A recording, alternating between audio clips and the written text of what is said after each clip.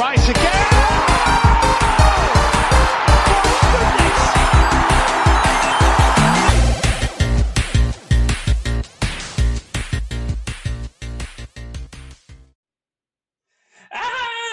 Arsenal have ruined the season and everything's over and they're not going to win the title anymore because they beat Manchester United at Old Trafford. You can put the volume back up, Drew. Welcome in to Not That Kind of Gooner, an Arsenal podcast, and we're coming to you after Arsenal's 1-0 win in Manchester against our hated rivals, or at least used to be rivals. Maybe they'll be rivals again one day. We'll see. Manchester United, we won 1-0, first day of the season. And Drew, I gotta tell you, this is the worst thing that we've done in ages. I think it is an utter disgrace that we won this game, but not in the important metric. You know, forget goals. All right, who cares about goals? We should be winning on XG and field tilts and duels and and all these other things. Goals doesn't matter, Drew. It's dominating games. That's what matters, and that's why we won the title last season. Wait, no, we didn't. No, we didn't do that. So. Very, very Vibes FC-esque kind of reactions today on socials. By the way, for those of you that have joined us again, welcome, as always. So I was out actually at the pub today with Justin and Jace, two guys I know down here also. And it was so weird, like, those in attendance were loud throughout. There was not, like, a ton of moaning involved. There were moments where we kind of like shook our heads, like one or two periods where we were slightly concerned, like at the back, like obviously we weren't fully at it, but at the end of the day, full-time whistle hits, everyone was just thrilled with 3 points because, and was it 33 appearances at Old Trafford in the Premier League era, and we've only won 6 times, 3 of which have come under Arteta or whatever, so I feel like. And we were kind of reflecting at halftime that there couldn't have been, a more difficult away Premier League debut for like Zubimendi, for Gyökeres, and that's why I'm kind of trying to not overanalyze my thoughts about the match, because if you'd have told me we would have snuck a 1-0 away to open the season at Man United, I would have been okay, fine, take it, and then you move on, because you work the kinks out next weekend, hopefully against Leeds, building for Liverpool, and then we have City again. Then Forest, Newcastle, so it's still going to be rough, right? But this is, for me, kind of set the tone, because had we have gone out and lost this match, and socials are already frustrating, even though we won, had we have lost today, people would have written off the season after, 90 minutes of football. So I feel like we can be reserved in our thoughts about how well we performed today, but at the end of the day, 3 points at United is 3 points. For me, that's kind of all that matters right now. So, yeah, I just I know people who, as soon as the full-time whistle blew, they're just shooting messages into the group chat, being like, "Oh yeah, well, it's not looking good, man.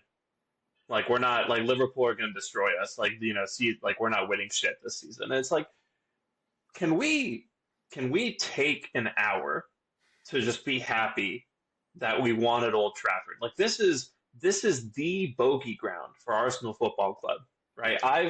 I've been a fan of this team for 20 years now, and I have barely like 2 or 3 good memories about Old Trafford, right? I was around for the 8-2. I was around for the countless defeats there. I was around for Wayne Rooney and all those guys dunking on us time after time. I was around for Cristiano Ronaldo putting in 40-yard free kick against us. Like, we don't win there, and so yeah, like it wasn't a good game. Like, it wasn't a good showing from us. And I don't think anyone is sitting here and saying like this is exactly how I want Arsenal to play all season. No one's saying that, but like. Some games are just about getting the result over the line.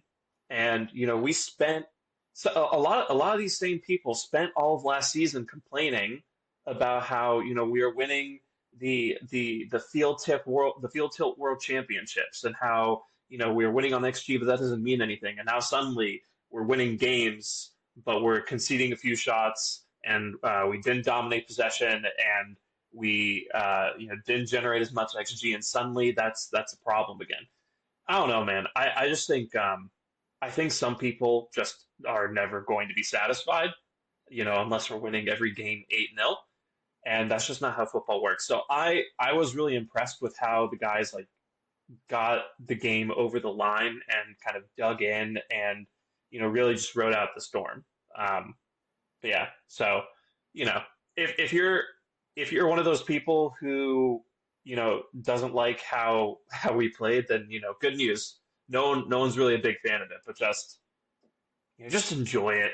Like this is a very important result for us, and I'm telling you now, I think a good number of teams are going to go to Old Trafford this season, and they're going to drop points, and Yeah, we didn't do that. you can see that, and everyone kind of talked about it, like, going into the year, no one expects United to be as bad as they were last season. Nobody. And I think a lot of people, and even at my job, because we do like a Premier League preview, like, like predictions and all that kind of stuff, and the bulk of us said that we wouldn't be shocked if United finished like 6th or 7th. Like, they will be much better. I do think they bought well.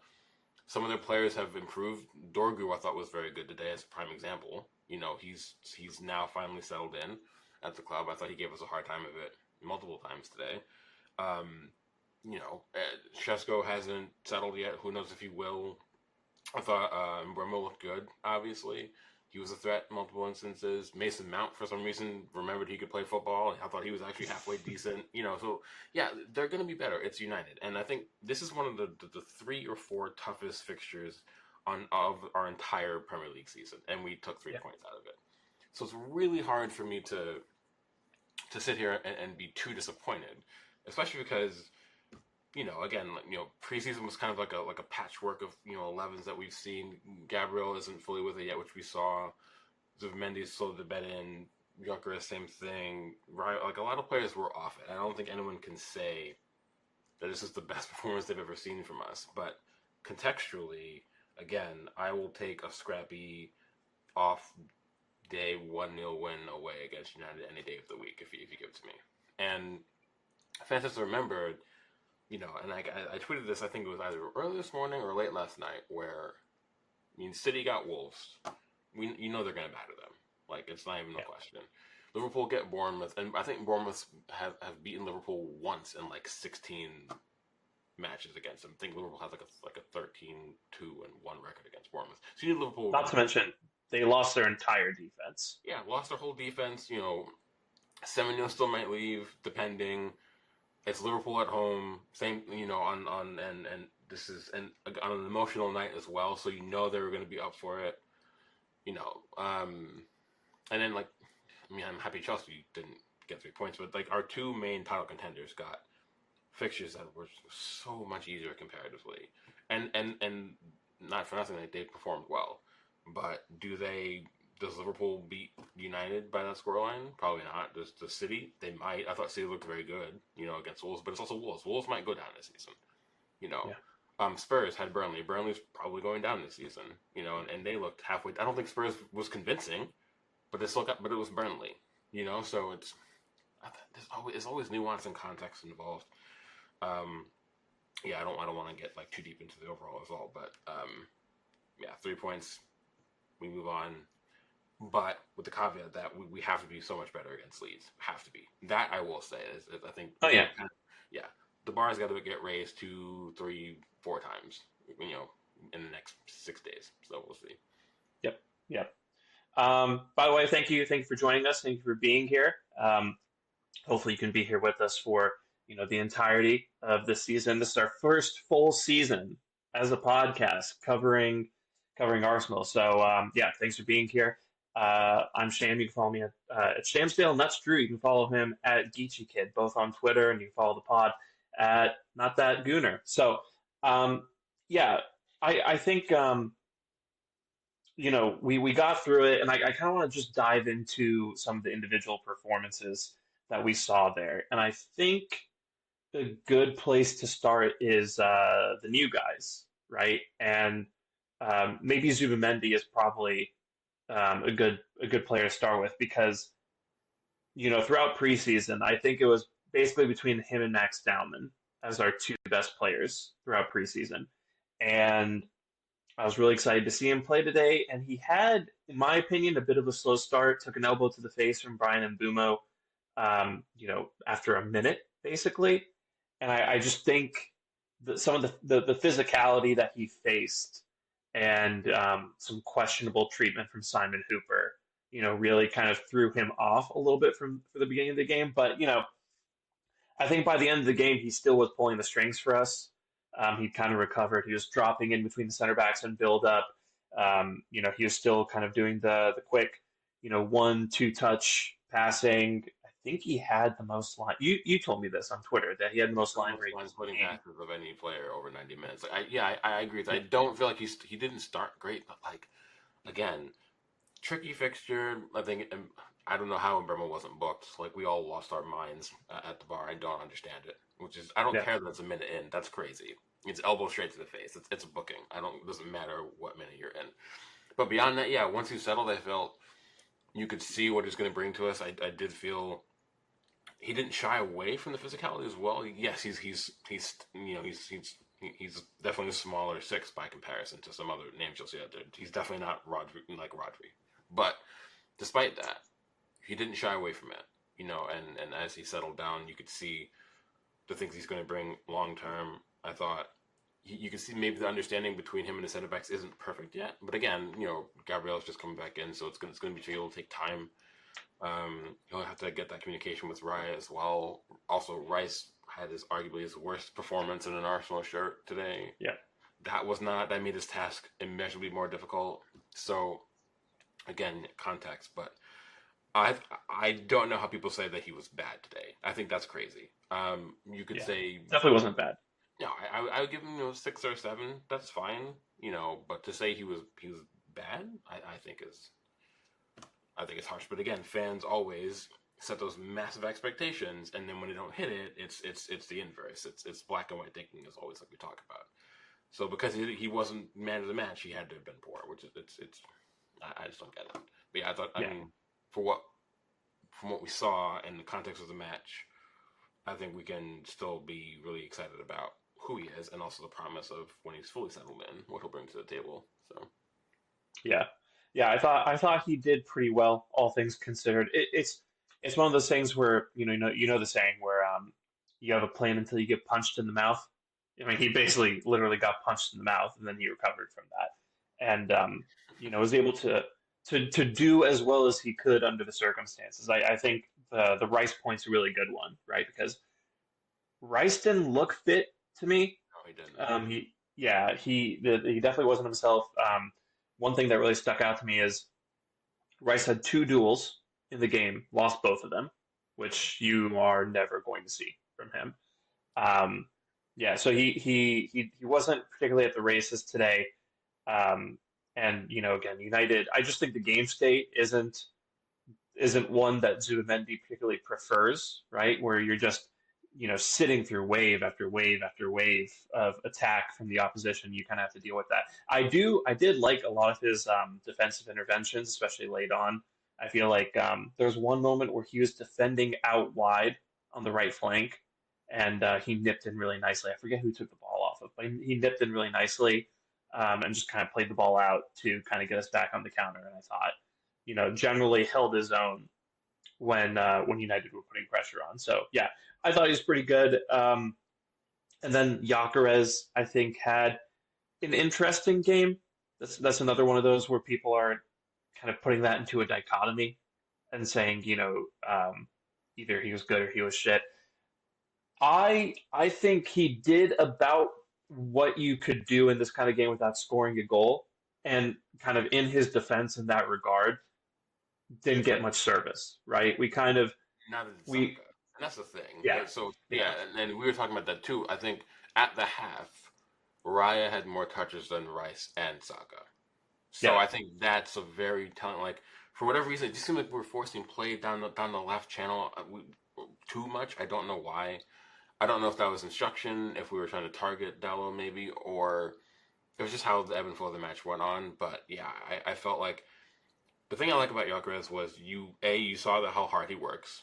He Yeah, didn't shy away. He has to get used to the physicality of the Premier League. Normally, like Delict is not the defender that he should have turned out to be. He's still a decent defender. He's still a big physical presence, right? So I think he was adamant at throwing his weight around with Gyökeres, and that's fine. Like you're gonna have to get used to it, no big deal. But he didn't also back away from it. Like the first one or two times where Delict kind of showed him up, he didn't shy away from further challenges, right? And you also saw the runs he was going to be making that we only sparsely picked out. And yeah, then when he finally got into those spaces, you saw he wasn't afraid to take his man on, even if he wasn't successful. That was a good thing. He is head up. He will try to put that cross in. I mean, that final cross late in the match before he got subbed off, like not the best cross I've ever seen, but also like yeah. nerves, off balance. Like we've seen worse crosses in the Premier League. We've seen people take free kicks, go 30 yards wide of the goal, and sail out of bounds and for a throw in instead of a goal kick. There were worse moments in Premier League history than what he just did. So I'm not even worried about that kind of thing. I mean, even in that match, like Rice got the ball in a really great shooting position at one point and kind of, took his touch forward to set it up and then just, lasered it over the crossbar Yeah. by a country mile. So, that, yeah, Yeah, but Gyökeres, and I don't, I'm not here for any sort of discourse about if that was Shesko, he would have had a better game. I don't think he would have. I think, again, we were kind of really off it, and it showed because even Saka wasn't really good today.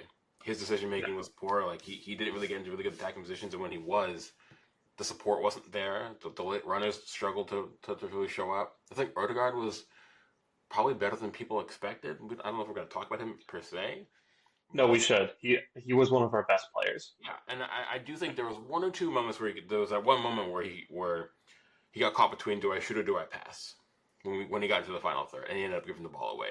That was probably the Yeah, most I remember that. frustrating moment from him today. But apart from that, I thought it wasn't his best version as a 10, but his overall performance as a midfielder was very, very, very good. And again, Yeah, didn't shy away, led really well, worked hard. He had a couple moments where he beat his man. Like I thought Odegaard was way better than people want to discuss. But again, agendas and such. I do think a couple times on the counter he was a little lacking in his execution, right? There was that counter where you're referencing where he just, really got caught in two minds and he had that I think he had Gyökeres running inside. He had the easy pass out wide to Saka, didn't do either, lost the ball like you said. Yep. And then there was one I don't blame him as much for this, but it was still frustrating where it's him, Saka, and Martinelli breaking. And Saka and Martinelli are both making really narrow runs, and I just think Odegaard didn't really know what to do with that.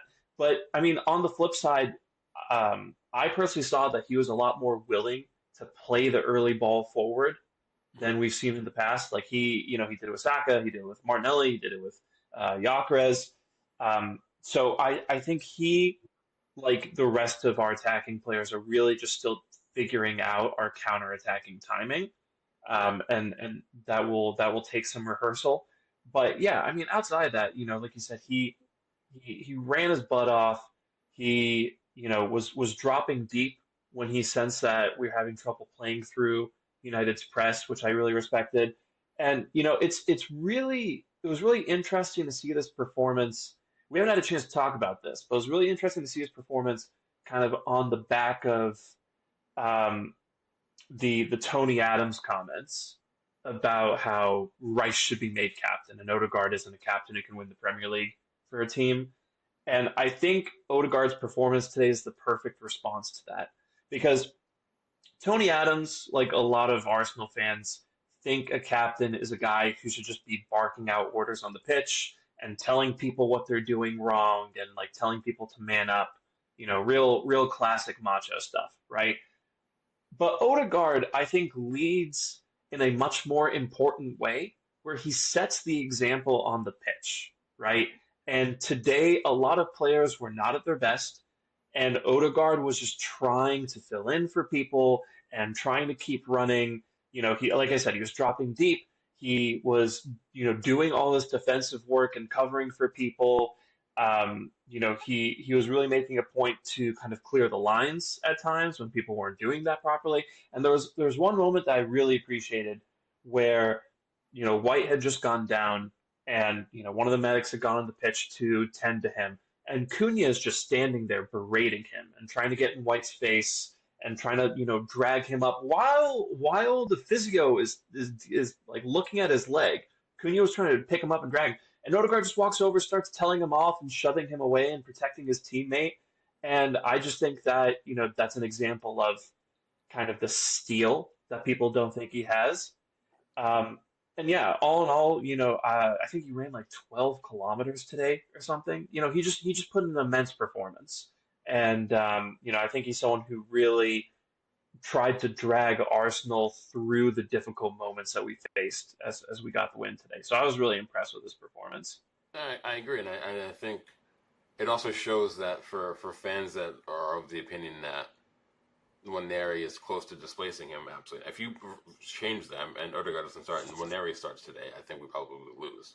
And Nwaneri doesn't put in a performance of that level, and that's probably the reasons why we might have lost.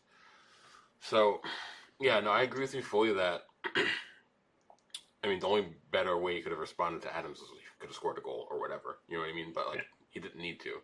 I thought overall that's probably better than from him than what we saw maybe across any point last season.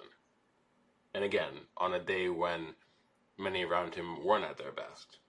And he also still wasn't perfect, but it was so vastly improved that it should give everybody confidence as well. Where, again, say next weekend, maybe you see him getting a goal, maybe you see him getting assists, or again, leading by example again, building up to that Liverpool game. So yeah, I mean, there's not much more to say about it. I'm happy for him as well. I think he needed that for himself, because if he also did not perform well, then who knows what people might run with. So yeah, I think he needed that for him and for us as a collective. So yeah, I'm quite pleased. Not to mention that in the middle of all this, he went and did this silly halftime interview, right, where the guy's just exhausted, wiping hair out of his face, and he's answering these stupid platitude questions. Yeah. It's like I'm not at all trying to say that these two jobs are similar in any way in terms of their importance, but it's like if a heart surgeon halfway through a bypass came out and someone was asking him questions about it. He's like, oh, well, yeah, I think we're doing really well. I think the team works there. We just need to handle the heart a little bit better and make the right decisions. And I think we'll be like, why are you asking? This is one of the hardest games of the season. You're just like making this guy do like additional work. It's weird to me, but yeah, I thought he was great. And a note on Waneri, because I saw a lot of people saying that Waneri should have been subbed on, and this is kind of an example of how Arteta's not going to play him again this season. I don't think this was the game state for Waneri, because kind of the thing that he's had to work on, as long as we've seen him so far, is his is what he does off the ball, right? And I just think this was a game that really stressed the importance of off the ball work and defensive contributions, and that's just not Waneri's game at this time. So that's why he didn't play. Um, one other guy who I think kind of made a case. Actually, there might be two, but the guy I want to talk about is Calafiori, because I think Calafiori. I think it's between him and Odegaard and Raya in terms of our player of the match. And I just, yeah, I think he's such a special player, and I really try not to get ahead of myself with him.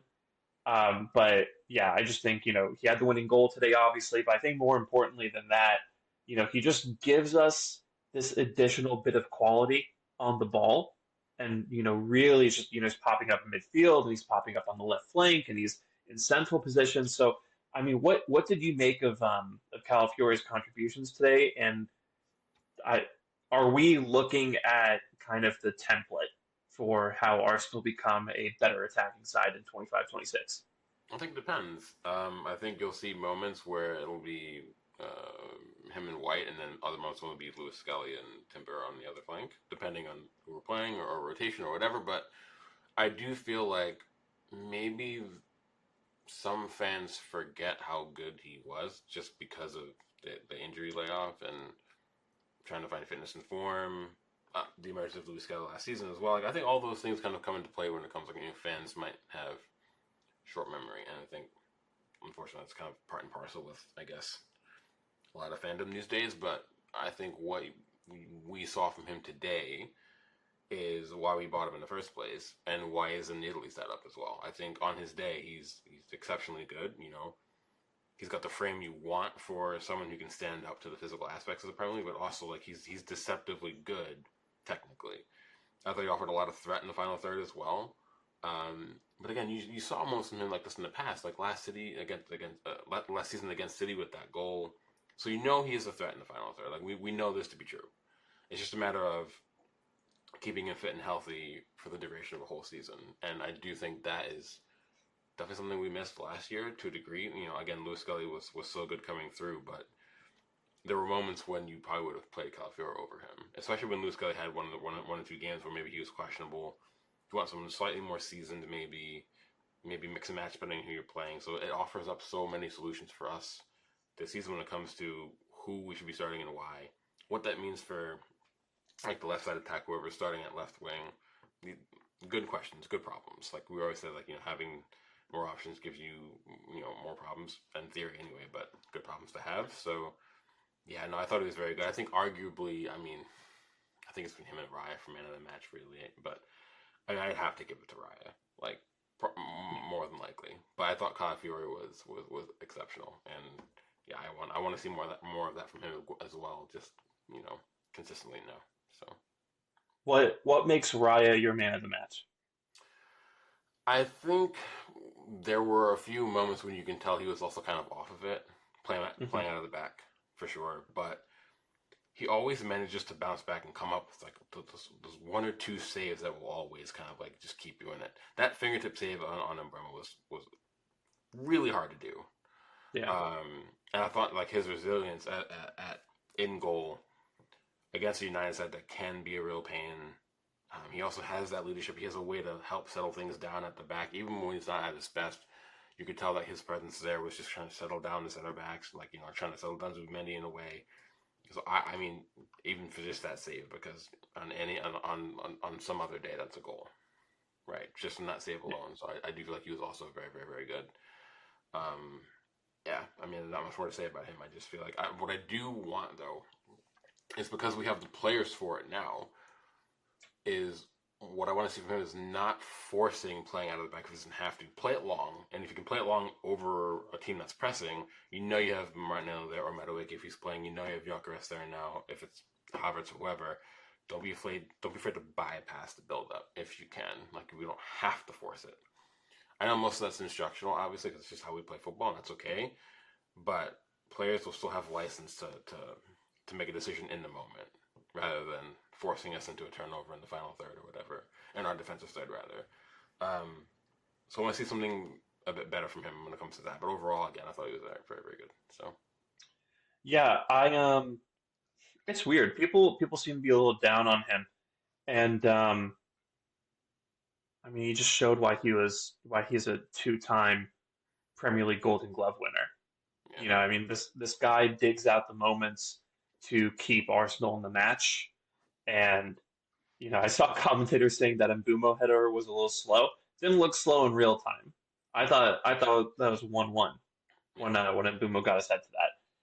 Yeah, so that was an excellent save from Raya, and yeah, I agree in terms of that he had some questionable moments playing out, but yeah, I think kind of generally he and Calafiori really did come up with the moments to that won the match for Arsenal. So yeah, I'm really happy with him. Um, I think a little bit of credit also should go to Mikel Arteta, though, because I mean not necessarily for how he played throughout the match, but because of how he responded to it. We started with White and Calafiori as our starting fullbacks, right? Very attacking. Both players, they have a lot of quality in the final third. They can link up very well with the likes of, Saka and Odegaard and Martinelli. But coming back the other way, they've both shown that they can be gotten at. There's space in behind them. They're a little bit suspect when it comes to defending wide players. So I think they both did well on the day, especially Calafiori, obviously. But I think, what I'm pleased to see is that Arteta recognized, very early into the second half that this wasn't going to be a game that we can, really get our arms around and control. That this was going to be a game that we have to kind of lean on our defensive solidity for. So what do you do? He took off White and Calafiori, put on Timber and Lewis Skelly, our two, 1v1 defensive maestros, and he really, rode out the game and sealed the win because you had Lewis Skelly who could deal with Mbumo. You had Timber who, for the most part could deal with Cunha. I think Cunha did have one or two very threatening situations, but, generally speaking, that it's just really nice to have that kind of rotation and have those kind of options in your squad. And I think you also kind of saw that with Gyökeres and Havertz, right? Where Gyökeres again, I think he did okay, but he just wasn't getting into. I don't think it was ever really the game state for him. So he wasn't getting the service that he needed. He wasn't getting the situations where he could really make a difference the way that you expect him to. So he pulled him, put on Havertz, and Havertz is more the player who's willing to, you know, run the crazy hard yards. Like, not saying that Gyökeres doesn't work hard off the ball, but I'm just saying, Havertz is especially good at that. Havertz will chase the ball into corners and he'll graft a little bit. He'll try to win fouls and he's a striker who you can try to ride out a game with. So it's just really nice to have options in the squad again. And how important do you think having that quality on the bench? And you saw the bench today, right? That's the best bench we've had in months. How important do you think that will be as the season progresses? Yeah, it's super important because we were talking again at the bar where there's a scenario where depending on who you're playing, let's just say Odegaard didn't have a good performance, you can maybe switch things up and go, a double pivot and then play Havertz and Gyökeres up top together, because he's used to doing that for Sweden with Isak, right? So, the ability to bring Madueke off for Martinelli. I know Madueke didn't have a great debut, and that's okay. You expect him to also be better, but again, having those options are really important. And again, when you can bring off Calafiori and White and bring on Maslow, Skelly, and Timber, that's huge. Obviously when Odegaard is back fit, if you got him, he can come in. So yeah, I'm not worried about depth, and I think that's part of the reason why I'm not freaking out about the fact that we haven't gone out and bought a left winger. Yeah, we still may. There's still 2 weeks left in the window or whatever. But even if we don't, I still think we'll be okay because the quality of depth is improved, and that's kind of all that matters for me. Like whether it's injury or if someone's not performing well, again you bring Havertz on for Gyökeres, and you can tell, and you inverse that. If Havertz started today, and he ran De Ligt and Euro ragged for an hour, you bring Gyökeres on, who has just as much pace, fresh legs, offers something a little bit different. You can change the game state with that too. So I do feel like having those options, you really do need that. And when we're looking at someone's like City's depth, which is frustrating to see, obviously. Like you bring on, you can Yeah. bring I get it. And it's not me being envious. It's, when you have that kind of money, you can afford it. When you have Cherky and Marmoush coming off the bench for you, we might not ever be able to compete with that, at least for now. But I do think we're still in a good space enough to where we can confidently say we can navigate a season, provided we don't get hit with the same injuries we did last season. We can navigate it using the depth that we do have, still understanding we still might even add one more piece further down the line, and be confident that it'll be more than enough to get us over that line this season finally for once. So, Yeah. Yeah. No, it's really important. And, I do love that point about kind of Havertz and Gyökeres kind of being able to be used in tandem. And, one kind of runs down the defense's stamina a little bit and the other comes on, capitalizes. I do think we'll see that quite a bit this season. Um, One thing that I'm particularly concerned about, right, because it wasn't all uh, sunshine and rainbows, but one thing I am a little concerned about is the transitions, particularly going forward. Although I will say, just kind of as a side note, that our defense against transitions is not what it was last season. I do think that'll improve, but there's a compilation going around online of all the times that we broke on the counter against United today, and basically every single one of them, there was a pass that wasn't executed, or someone held onto the ball too long, or just really sloppy, preventable mistakes. Do you think that's going to get better, or are you kind of worried that this is just what we're looking at for the No, season? it'll get better. I genuinely have no worries about the adaptations we need to make based off of the signings we did make in the summer and still may make before the window closes.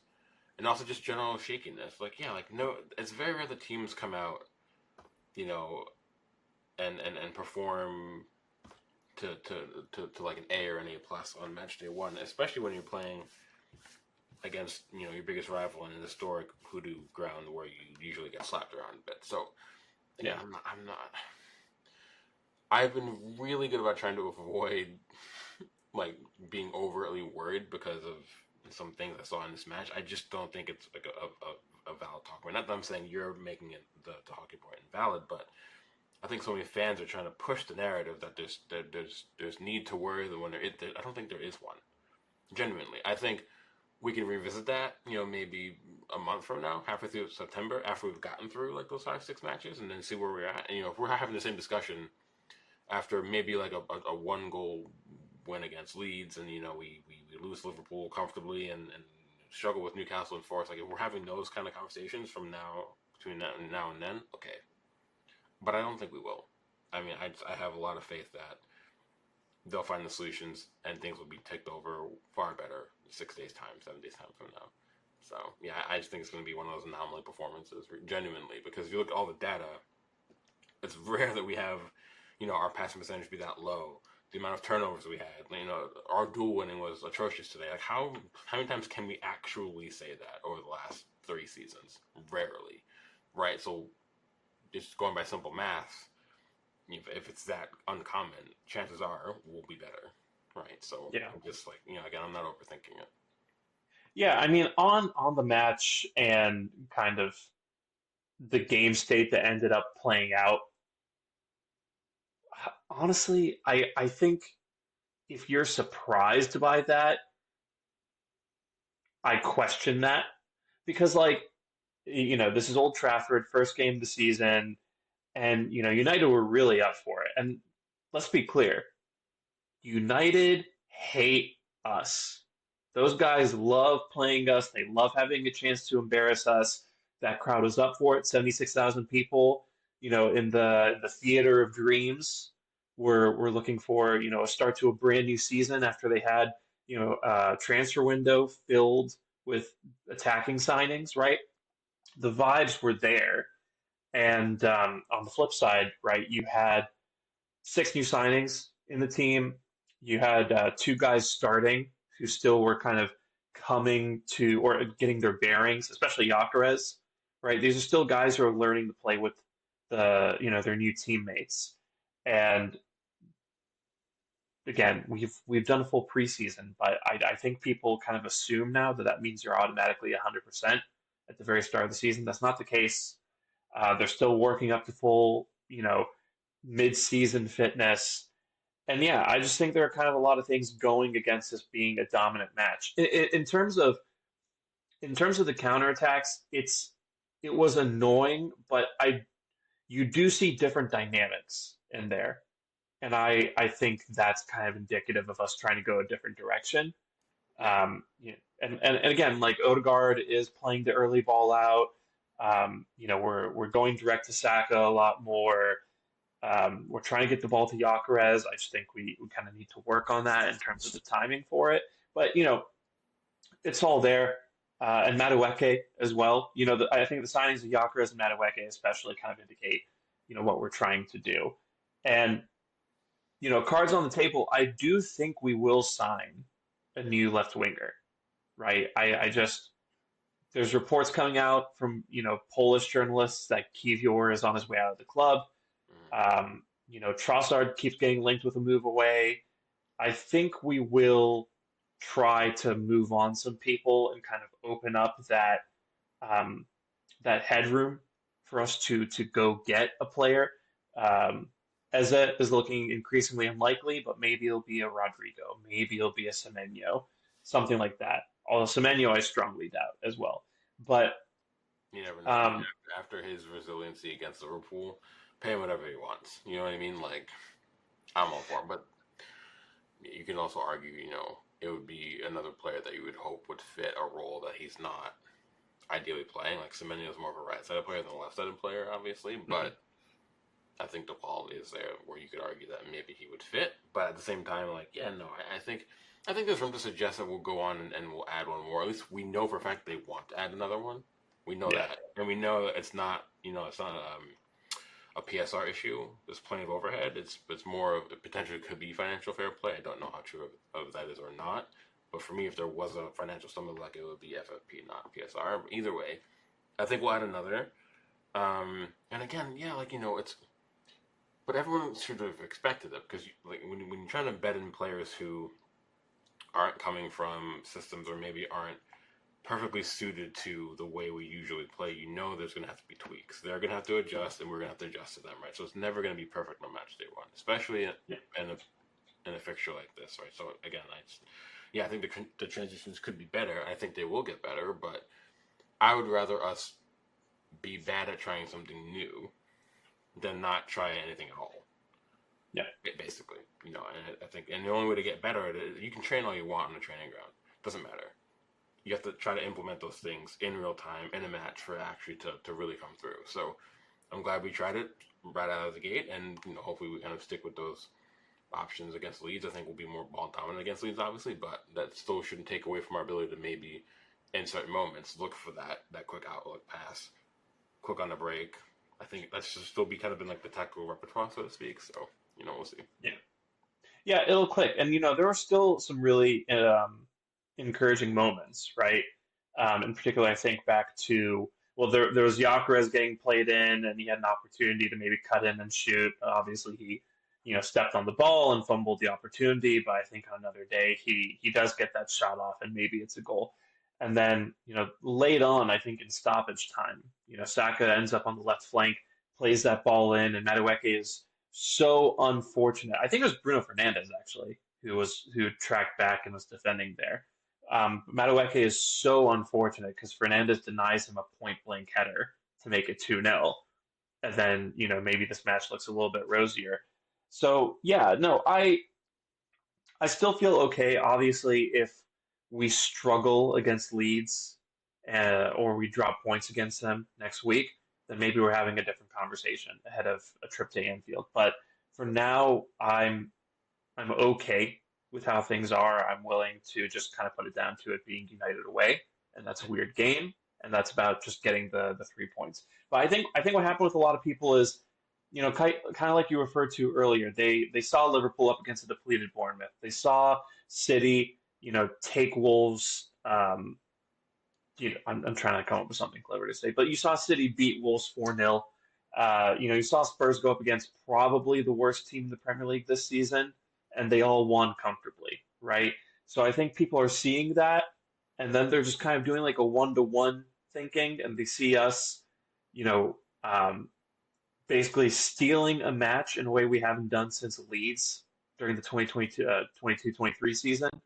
They're seeing that and they're just thinking, oh, why are we having difficulties when the other teams didn't? So I just think the context has to go into that.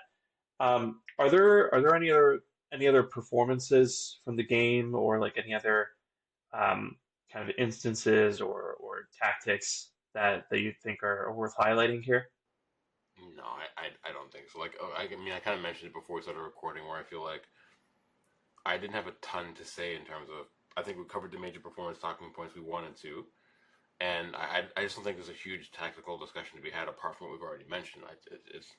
But I feel like even if we won 4-0 today, I just don't know if there's so much to dissect because it's the first match day, right? Like we just it could be entirely different, like in a week from now. So there's not too much to like pick apart for me. Yeah, 3 points was the only thing I cared about, and we got it. But I think now, again, like I said before earlier, this kind of set the bar as to where we need to be, right? Particularly like we've got to be better against Leeds. Have to be. That's got to be a comfortable win at home, first home match of the season, because Liverpool is going to be a genuinely difficult fixture. So yeah, it's just about raising the levels now incrementally until we get to back into the couple match day 3, 4, 5, which are much more harder than next week. So we'll see how it goes. Yeah, yeah. I will say, you know, I think this is as good a time to go to Anfield as any in 2 weeks because, Liverpool are still working out, their kinks and like how they're going to bet in new players. I don't think Verts was particularly convincing. Ekatike, I think, had a so-so game, to be honest. Like, obviously, he tucked his chance away really well, but even that didn't come out because of his own ingenuity. That was a No, lucky it's bounce. So horrendous defending. and Bournemouth also defended poorly. So Liverpool didn't look absolutely unstoppable to me, and I don't think they're going to look absolutely unstoppable 2 weeks from now. So it's really just about making sure that we show up with quality on the day. But I'd rather play them in 2 weeks than play them, 2 months. in 2 months. Yeah. Mm-hmm. Um, Agreed. but yeah, I'll take a 2-0 against Leeds as long as it's comfortable. Just get out there and show that you can control a game and kind of put the pieces together. Mm-hmm. How good do you think United are going to be this season, based on kind of what you've seen from them this summer and today? Well, like I said, I don't think they're in for Champions League football. I think it's going to be some combination of City, Liverpool, and Chelsea. I think Chelsea will bounce. I mean, again, Palace showed that they're a very good side, despite Yeah. some questions around some of the futures of some of their star names. I do feel like they won a Community Shield on merit, right? So holding Chelsea away to a draw shows that they'll be in and about. Maybe a dark horse for like a top 7, top 8 finish, depending on how they get on. But when it comes to United, it wouldn't shock me if they finish somewhere between 6th and 8th. I think they'll definitely be top half of the table. For me, everyone talks about how they brought in all these players that are scoring goals. Like, yeah, Mbeumo scored. He had a really good season for Brentford last year, his career year in the Premier League. Cunha had a career season for Wolves. Shesko comes in. There's going to be some expectations around him. I get all that, but that doesn't mean that they're also going to put it together for United under Amarim. So they still have just as many questions around their key signings as we do for ours, right? So if all those signings do come off quite well, I do think they'll be in for some kind of European place. I just don't think they're good enough to, again, get. I don't see a top 4 side yet. I do think though that they'll surprise some people. It wouldn't shock me if they went out and actually got a good result against someone like a City or a Liverpool or a Chelsea this season. It would. Yeah. I also would love that if they did.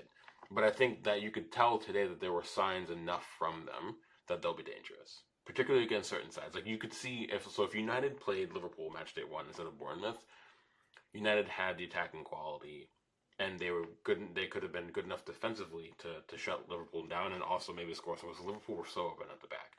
And that would have been perfect for Mbeumo, in those moments, just as an example. So, yeah, I think it'll be tricky, and it's the Premier League. It's so hard to tell. And no one thought they were going to finish as poorly as they did last season, right? So, who's to say they won't have the inverse and finish, 5th, 6th, 7th this year? You just don't know. So, but I do think they'll be in and around the top 7, top 8, though, and I think that's. I mean, sure, I'll play for them if they have that massive turnaround again. Good on them. So. Yeah, I think 6th to 7th sounds about right. Maybe they sneak into 5th place. Um, as impressive as those signings are on paper, right? Again, with Cunha and Bumo, you're talking about 2 of the biggest XG performers in the league last season.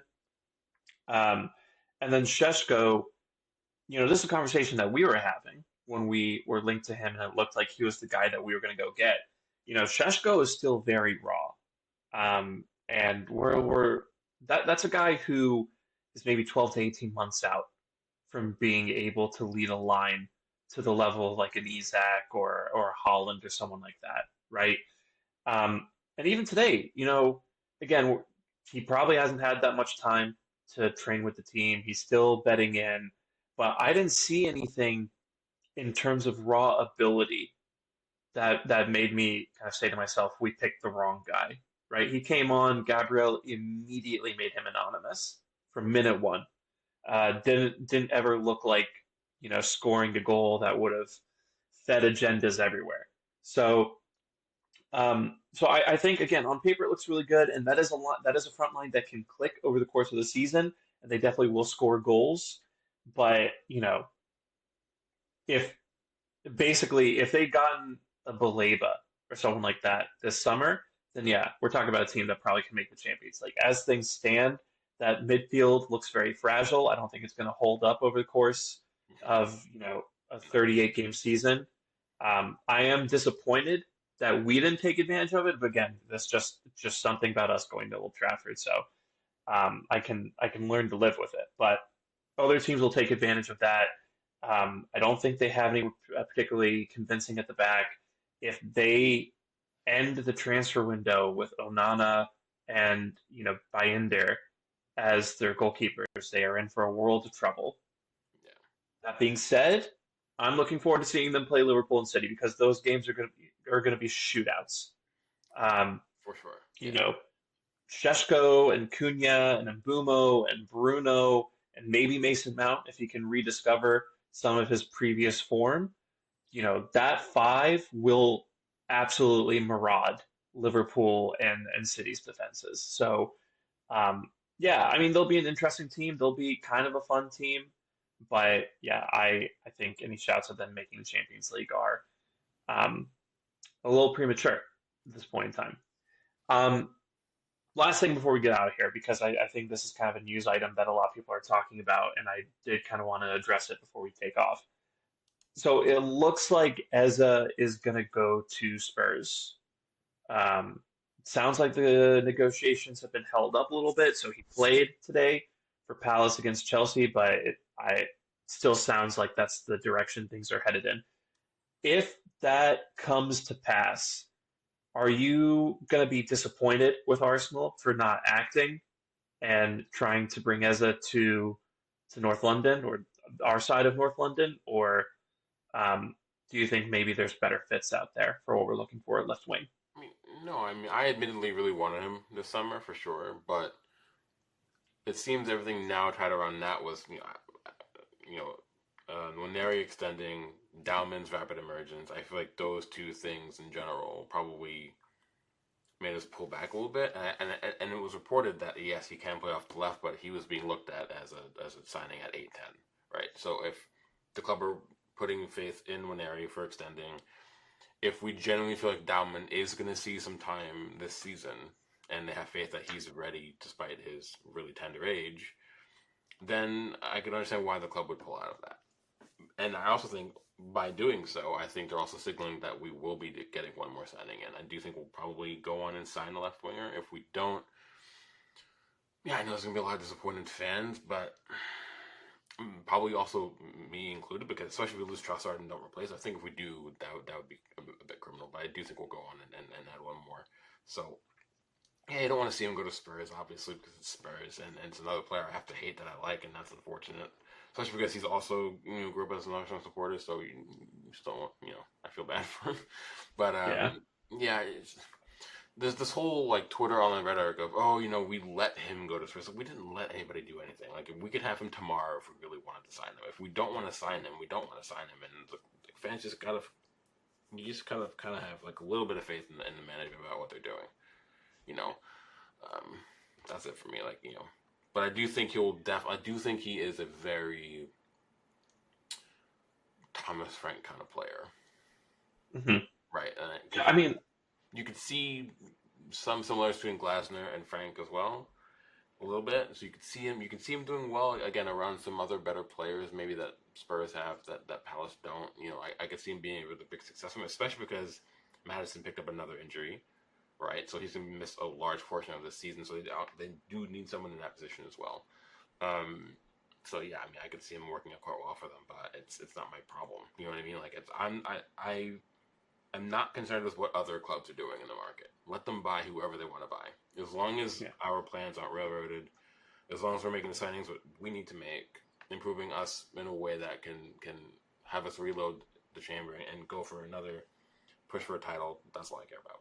So Yeah, look, I like Eza. I would still love to have him at the club.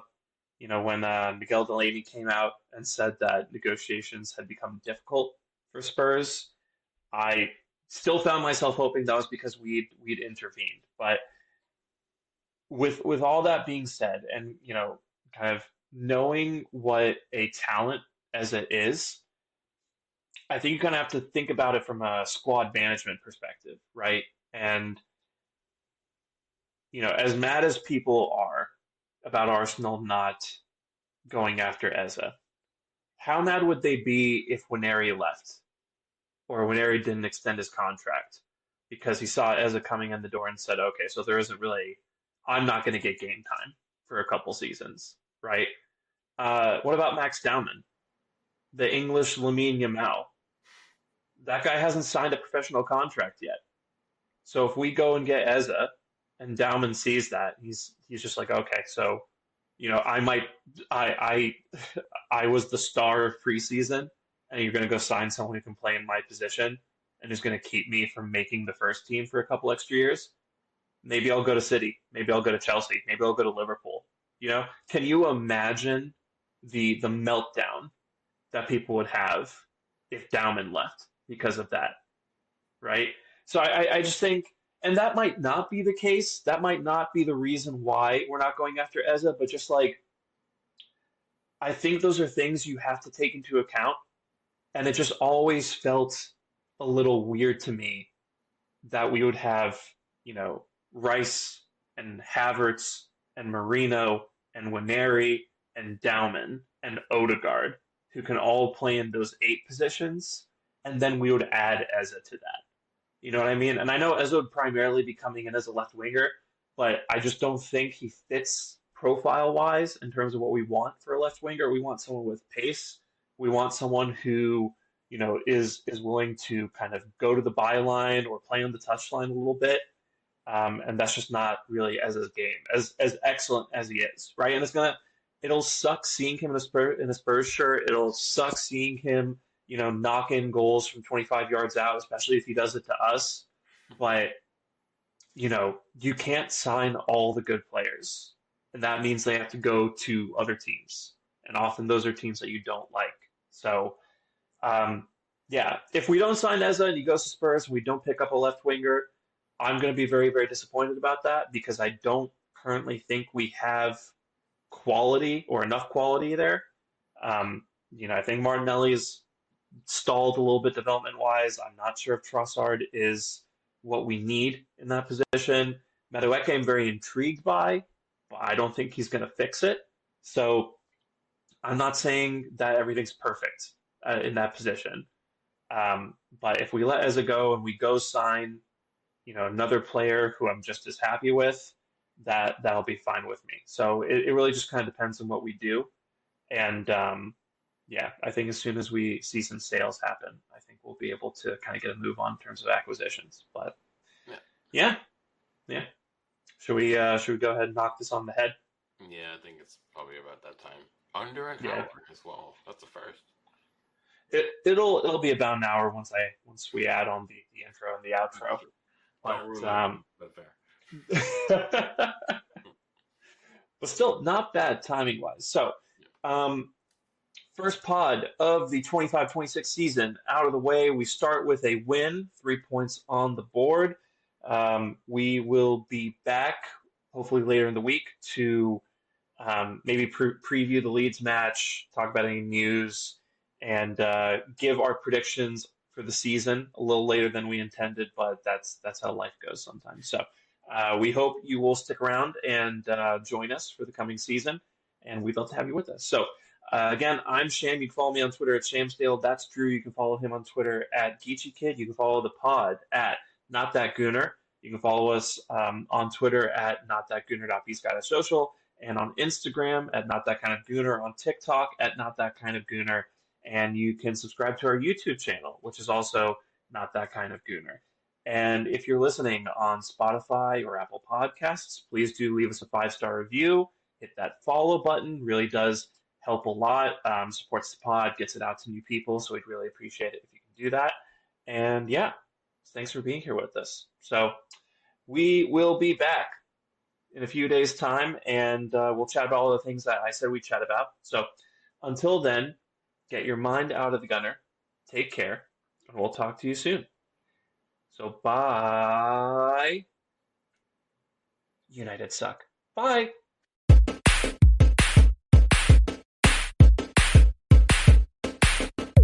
Secret Gooner. All right, I'm a Gooner. Oh, I love you!